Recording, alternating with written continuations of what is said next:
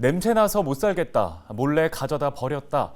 가축 분야와 관련해서 흔히 듣는 이야기들입니다. 가축 사육 규모가 전국의 최상위권에 속하는 충남 역시 이 분뇨 처리를 놓고 골머리를 앓고 있습니다. 네, 그런데 이런 가축 분뇨를 친환경 플라스틱으로 만드는 새로운 시도가 당진에서 이루어졌는데요. 자세한 소식을 한범호 기자가 전해드립니다. 당진 낙농축협에서 운영하는 가축 분뇨 자원화 시설입니다. 국내 최대 규모 수준으로 하루 200톤 분량을 처리하고 있습니다. 수거한 분뇨는 가장 먼저 약 8개월간의 숙성 과정에 돌입합니다. 이후 대부분이 퇴비와 액비가 돼 농가의 비료로 공급됩니다.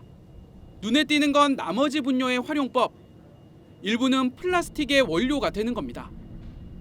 가축 분뇨로 인한 환경 문제가 심각한 상황에서 정작 거름은 안 팔리고 쌓여만 가자 대안 모색 끝에 찾아낸 방안입니다. 판매 실적이 너무나 안 좋고 너무나 어려워서 다른 어떤 대안을 찾다가 보니까 우리네 인전 화분을 한번 만들어 보겠다 해서 이제 우분돈분 개분을 가지고 화분을 만들기 시작을 해서 그것이 이제 발전이 돼서 바이오 플라스틱이라는 아이디어를.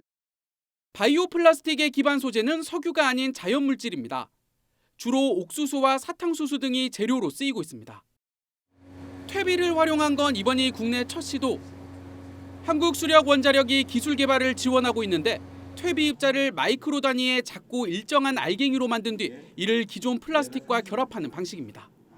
가축들도 그 곡물들을 먹잖아요. 축분이라는 것들이 나오는데 일단 축분을 미분체로 만들어서 첨가제로 사용하는 거거든요. 이거를 산업 자재로 사용한다 그러면 발전 가능성이 있는 자원이 될 수 있다는 거죠.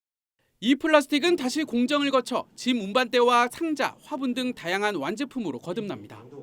성능 시험 결과 품질도 기존 플라스틱에 뒤지지 않는 것으로 나왔는데 무엇보다 가장 큰 장점은 친환경 방식이라는 겁니다. 이곳에서 만든 플라스틱 제품들입니다. 당진 낙농축협의 연구 용역 결과 가축 분뇨를 활용해 생산할 경우 배출되는 온실가스 양이 25% 정도 줄어든 것으로 나타났습니다. 당진 낙농축협은 퇴비로 만든 플라스틱 제품을 지난해 처음 시장에 선보여 4억 원의 매출을 올렸습니다. 앞으로는 수거한 가축 분뇨의 35% 이상을 플라스틱 생산 재료로 활용하겠다는 계획.